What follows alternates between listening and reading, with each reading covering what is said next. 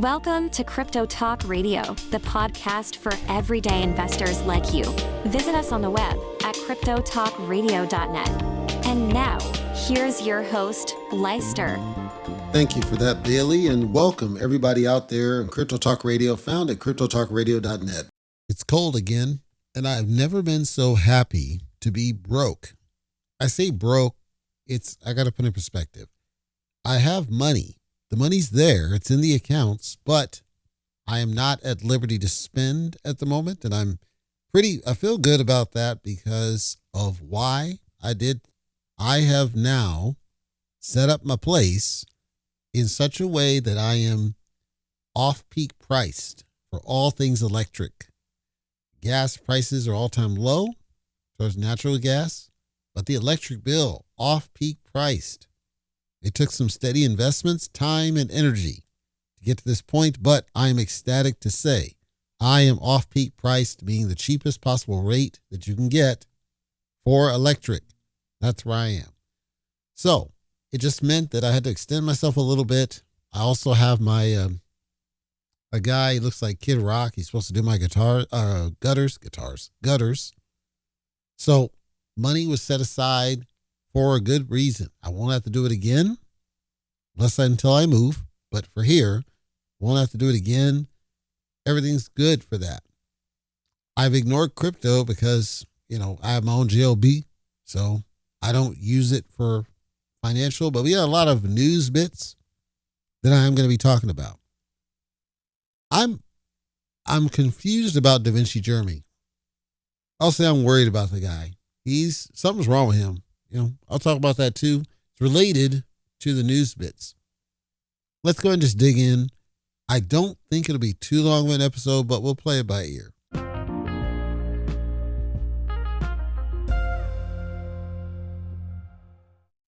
CoinMarketCap.com. And I don't know for sure, but I believe I may be very close to getting verified on CoinMarketCap.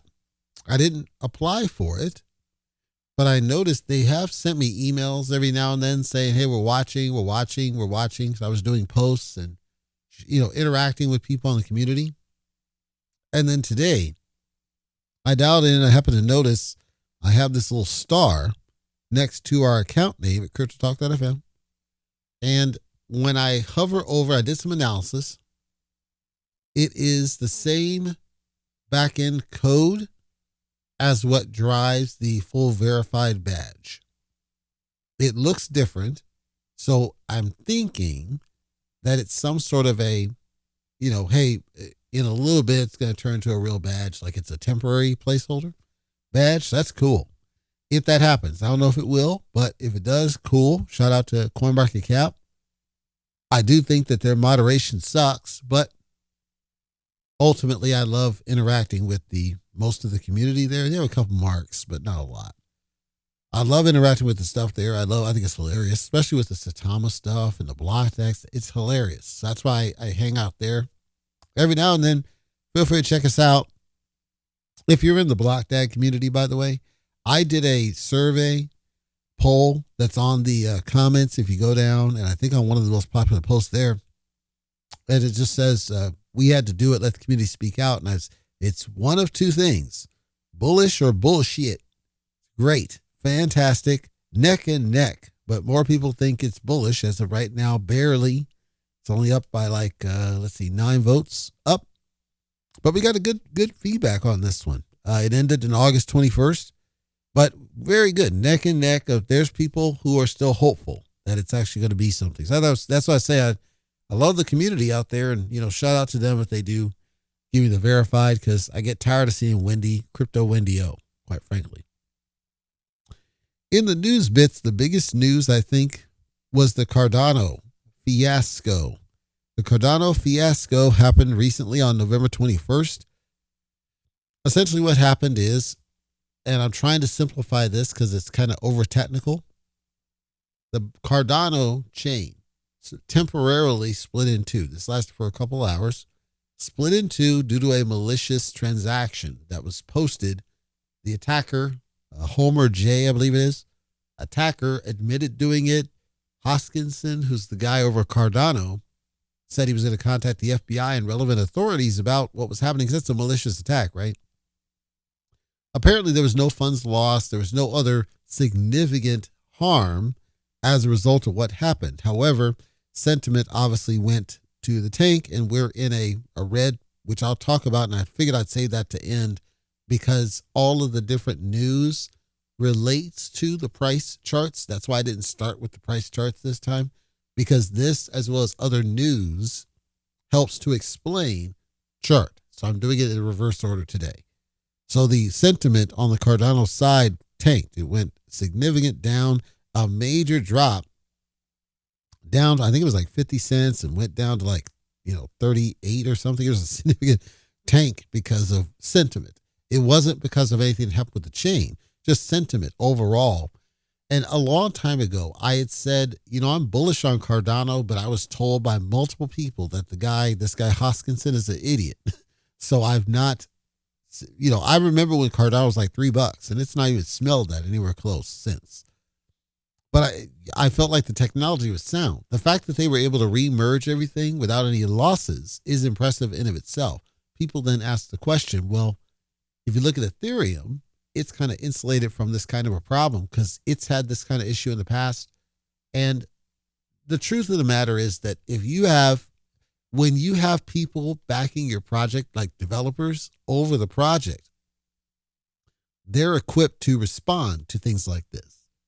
You might have been told by various YouTubers that there's this mythical, magical world that a blockchain is just going to run on its own. It doesn't need human intervention. It doesn't need any, it's a myth, right? Somebody's got to run nodes. Somebody's got to run miners. Somebody's got to triage, troubleshoot, redevelop, redeploy. You're always going to need humans in the mix is the point. Now, there's a gift and a curse to what I just said. The gift is it means jobs. If governments adopt and embrace cryptocurrency and blockchain technologies, that has not fully happened yet. So it's still kind of this underground. It's an underground where the governments have kind of looked the other way to some degree, but they're still under attack, right? But the truth is that this is an emerging job market at multiple fronts. You're talking for project management. You're talking for development. You're talking for DevOps overall, DevSecOps. There's all sorts of roles that are needed, that are needed to support blockchain technologies overall. If you didn't have this kind of force behind Cardano, you'd never have been able to successfully recover from such an event. The humans are what made that happen, not the technology. The technology in of itself has always been flawed. Bitcoin was breached, Ethereum was breached, Cardano was breached. Solana, the difference in behavior there, when Solana has an attack, as it's had quite a few, it just halts the chain. It just stops, right?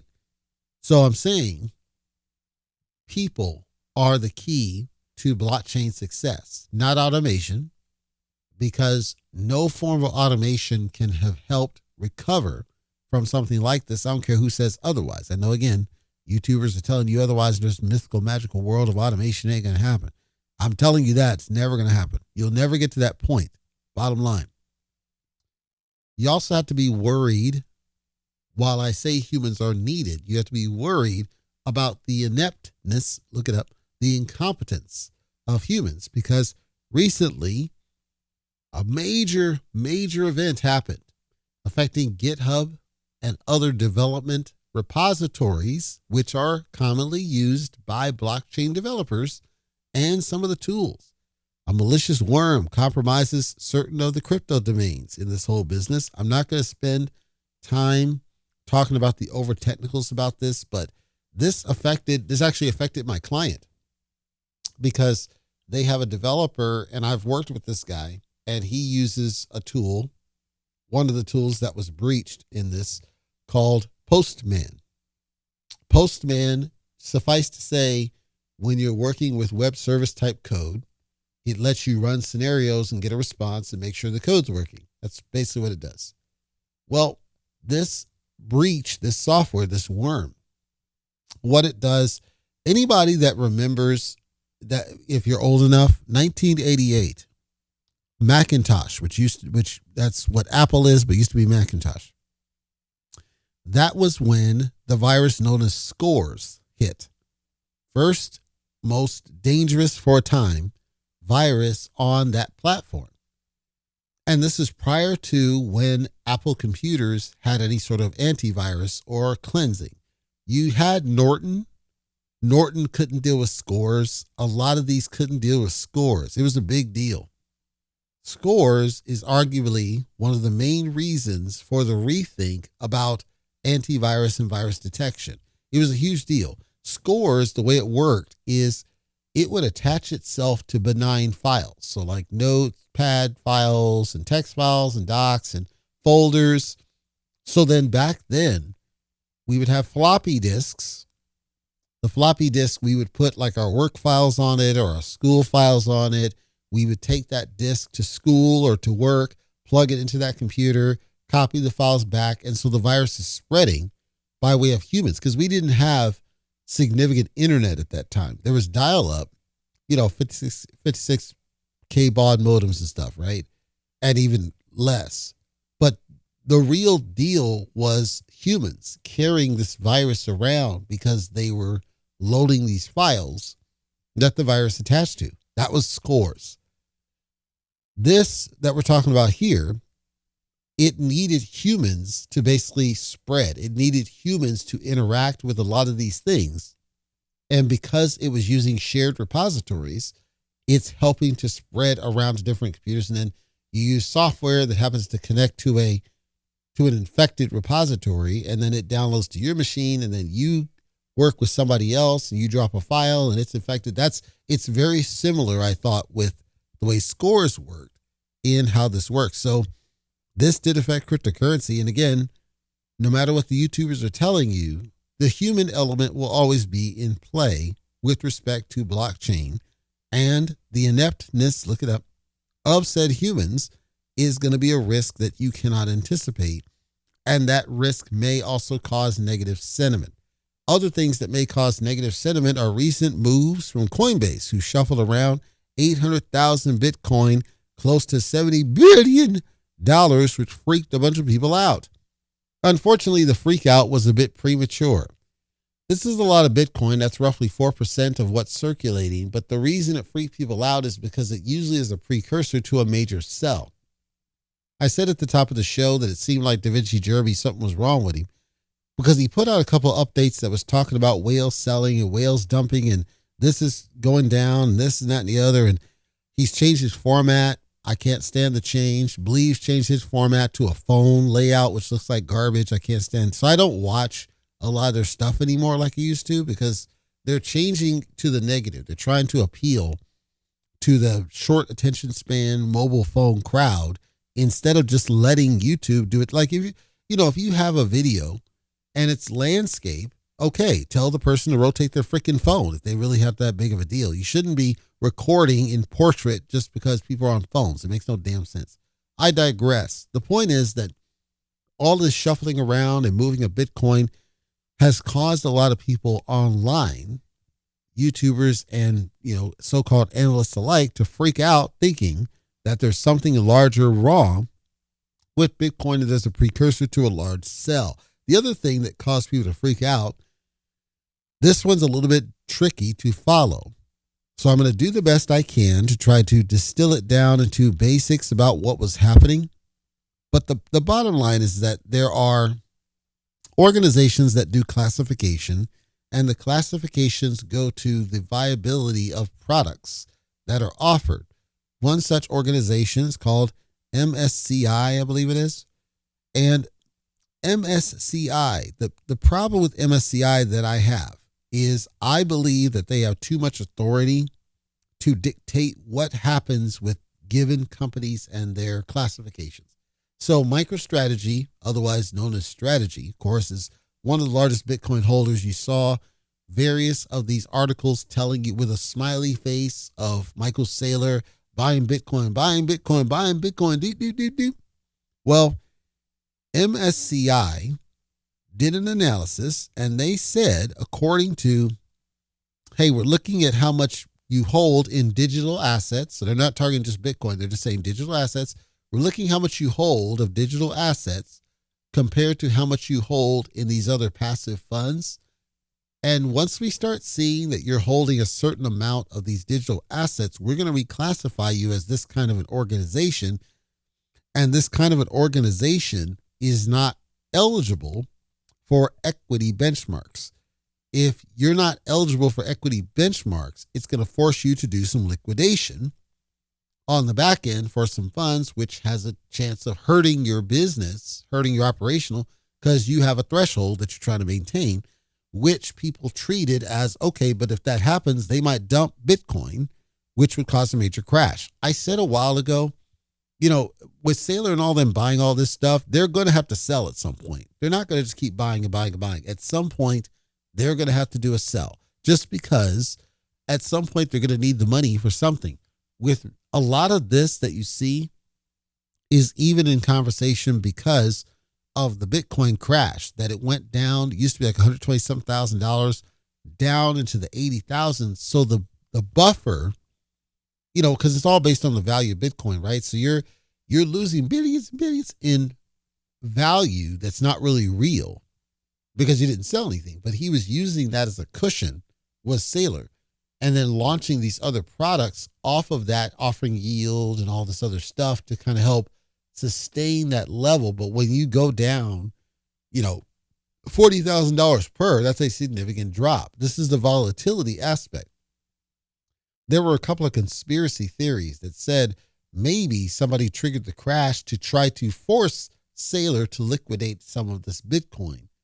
Maybe some of this crash is like it's strategic, that they're trying to stop, Saylor from holding as much as he is. I don't know that that's true, but that's I did see that somewhere of, well, maybe this is strategic, try to get some dumping out of it. Point is that the Coinbase business, the Cardano business, some of XRP's business, all of this that's happening all around the worm and everything else, all hit at the same time, all caused a freak out, all caused drops across the board that caused some of the negative sentiment that we now saw in some of the price movement, like with Bitcoin. Now we'll talk price, right? Bitcoin over the last month, currently sitting at $87,000 on a downward trend. It's still on a downward trend. And this is after recovery, mind you. It went down almost to like $80,000 on the 21st when the whole Cardano thing happened, when some of the rumors about strategy happened and everything. It went down, it almost hit the 80,000 mark and then rebounded. And there's certain ones holding the line. That's why I said I'm not sure about these conspiracy theories, because I don't see that there's negative sentiment per se. And I don't see that there's a direct, sellout or any of that to cause what they're talking about. It just seemed like all of these different factors hitting at the same time all resulted in a negative sentiment reaction. And then there's people kind of holding off to say, are we going to get rate cuts? What's going to happen with MicroStrategy? And I said a while ago, I don't feel good about the remainder of the year for crypto's price. That's what it is. That's what we're seeing. Ethereum then, again, on the month chart, Ethereum has a slightly upward trend. Although Ethereum did breach down, went down to like $2,700, currently just shy of $3,000, but it went down beneath the $2,800 mark. I was hoping that Ethereum would go down to like $2,500. I was hoping, and it didn't happen.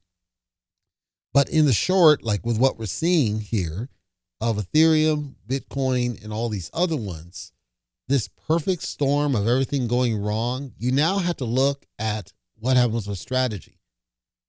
If strategy, for whatever they do, ends up selling the Bitcoin, it's going to be a domino effect, because A, how much would they have to sell in order to offset what had happened? So that's question number one.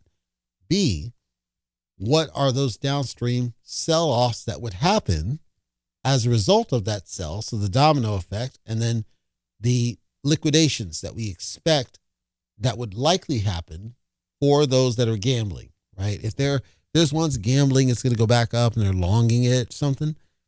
What are those liquidations going to happen? And then this may be where somebody was talking about 72,000. I still don't see 72,000, but this might be where they were coming from, is assuming strategy sells. What's the lowest it could possibly go down to? Well, 60, 70,000 bucks. But to me, hitting that low would take strategy almost liquidating. Like I wouldn't expect, even if they do sell some, I wouldn't expect it to go that low. I got it wrong with 88, but that's where we're hovering right now. It's just shy of 88,000 bucks. So I was wrong in the sense that it went lower. It just didn't stay there. It bounced back to 88,000, which is good, but it's a downward trend. Does it go as low as 72? I just don't think so. Maybe I get that wrong. Time will tell on this whole chaos. But that's the big, long and short about what's going on in cryptocurrency today. I am going to suggest to anybody, if you're in it, hold the line. Buying dips is not a bad idea, but it feels like the volatility is a little bit too steep for my taste anyway. But you might be a gambler. Roll the dice, and I celebrate your decision to do that. But there's a lot happening. There's a lot happening that's freaking people out. And we're not out of the woods, and it's going to take some time before we do get out of the woods. I'm still going to hope. I'm still on precious metals, by the way. I actually got my other shipment, just got shipped for the, I think it's Arizona, gold backs. I can't wait for those guys. And then I'm going to be trying to get some more precious metals just because, I'm so much into that. But if I can get Ethereum to go freaking low enough, I'd love to get some more of that. I would love to. I'd love to get some Bitcoin, but Bitcoin would have to go pretty damn low for me to buy it at this point. I'm not telling you what to do. I'm just saying I'm not as into crypto as some others like on YouTube that are telling you to go to the moon, do.